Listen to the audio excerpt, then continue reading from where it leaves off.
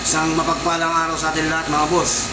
Bali, for today's video, mag-install tayo ng water pump with pressure tank mga boss sa isang branch boss. Stay tuned lang mga boss, sa pagpapatuloy ng video nito may update ko kayo. Intro muna tayo mga boss. We make the streams louder.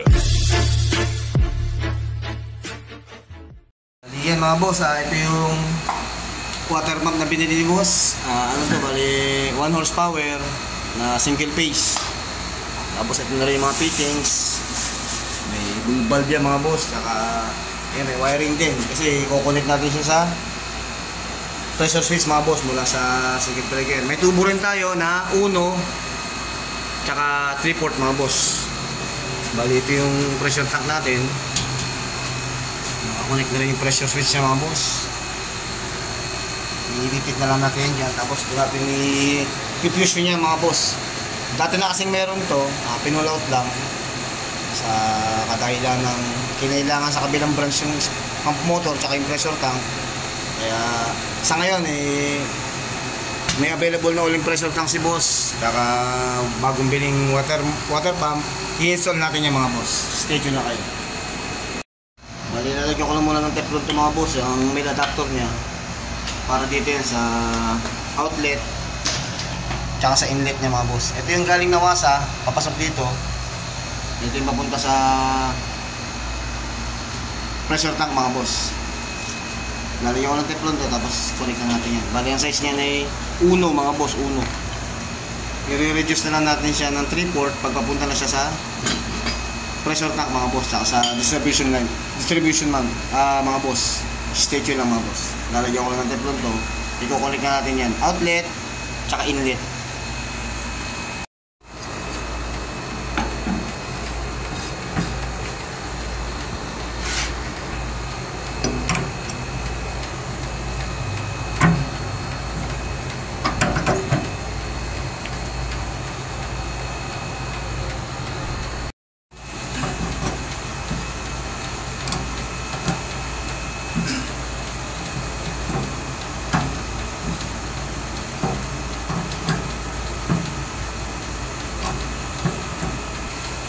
Konti na lang. Okay.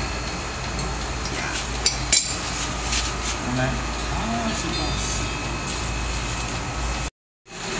Bali yan mga boss. Dito ang posisyon ng motor.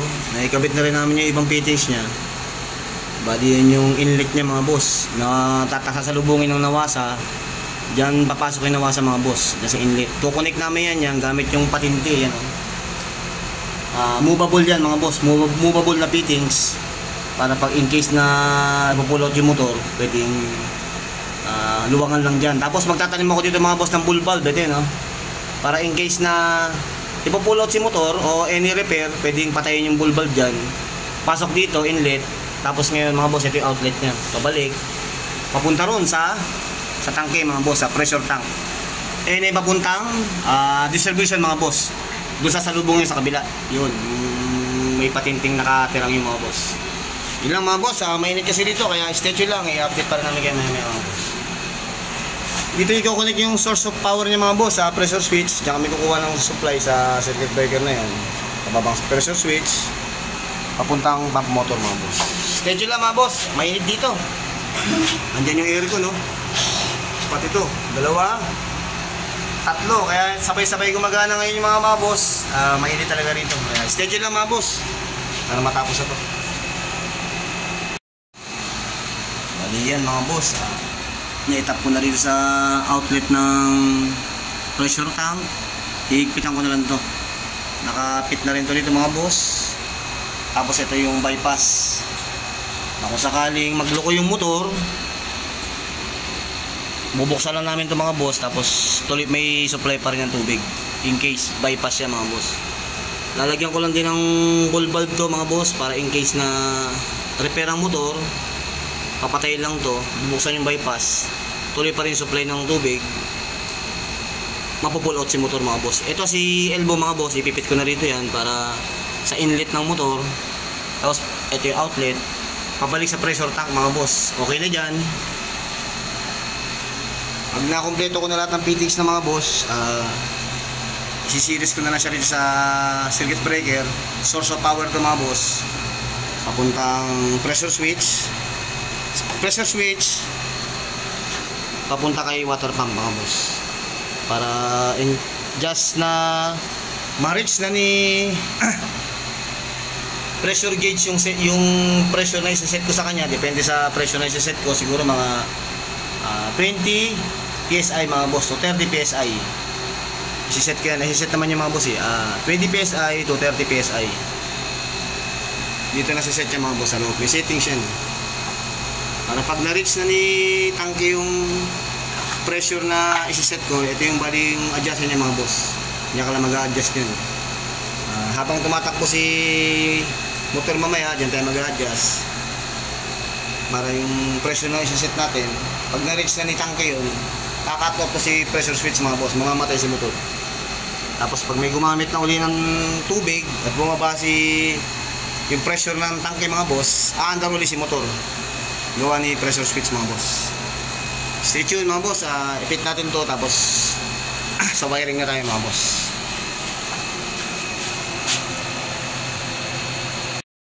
Bale yan mga boss, bago ko siya i-finalize na i-connect na si motor, ready naman na lahat yan mga boss. Nilatagan ko na muna siya ng wire mga boss para itatap ko na lang siya mamaya. Yan mga boss, nasa connection na siya ng pressure switch. Ito yung inlet niya, ito yung outlet niya mga boss. Papuntang circuit breaker mga boss. Itatap ko na lang mamaya yan. May supply na si pump motor mga boss. Yan. Pinabuksan ko na rin yung bulb sa labas, meaning may supply na tayo. Ito yun mga boss. May indikasyon mga boss na may supply na yung tubig natin. Yan. Pinabuksan ko na yung main bulb sa labas. May supply na tayo. I-series ko na lang siya mga boss. Mangyari. Kaya nagawa kong buksan na yung main bulb sa labas. Diyan nataniman ko na siya ng bull bulb mga boss. Kaya yung pinaka-opening niya pa walang lumalabas sa tubig. Diyan nataniman ko siya ng bull bulb mga boss. Kaya maya ipipit ko na lang yan, pati si tangke. Sabay connection ni source of power kay circuit breaker mga boss. Okay na tayo. Ayan mga boss, schedule lang. Malapit na tayong matapos sa paglalatag ng reinstallation ng water pump with pressure tank mga boss. Bali yan mga boss, naikulik na natin lahat ng patintin niya, connection niya, inlet yung motor, yung water pump, saka yung outlet niya, nakakulik na sa tangke. Ito na yung pupuntang distribution mga boss, nakakulik na rin yan. Si source of power na lang mga boss, ano natin yan. Kukulik natin mga boss, okay tayo dito, baka hawak lang sa kasama ko. Boss, paso yung okay. Tapos tayo sa sa kanto tayo kasi kuryente yan, baka tayo muna sa'yo. Okay na boss, hindi tayo. Nakano ko ba? Check natin kung naka-off. Naka-off siya.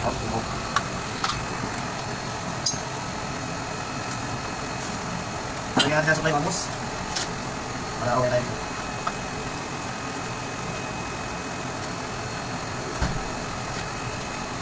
Hindi tayo sa kabila. Balik yung source of power mga boss. Hindi tayo kukuha sa kabila. Hindi mo lang unit mga boss. Nakakonect sa pressure switch. Sisiris na sa likod mga boss.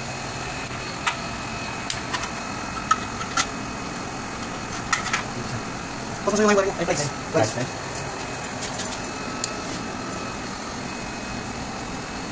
Ano may wiring? Bibili ko mapa pa rin. Ito? Mapa, yung mapa bili. Yung orange sa 1.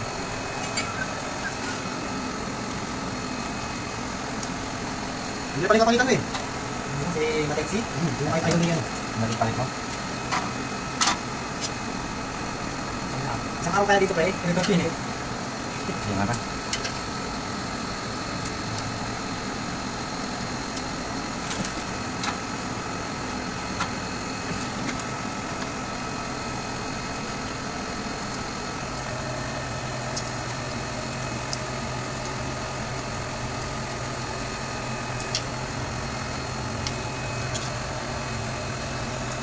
Kunting utang niya, init eh.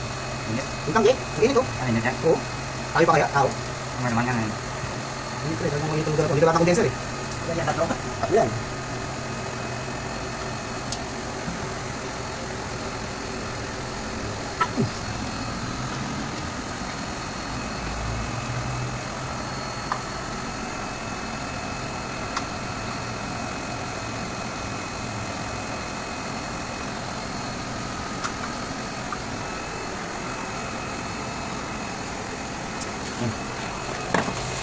Okay mga boss, naka-series sa circuit breaker. Tatakpan ko na yung pressure switch mga boss. Tapos bubuksan ko lahat ng valve na nakasama mga boss. Tapos tanggalin natin siya mga boss. Bali yan mga boss. Working na si water pump. Handa ang akit ng pressure na ito mga boss. Maya pag akit ng pressure mga boss, ako bubuksan itong papuntang distribution mga boss.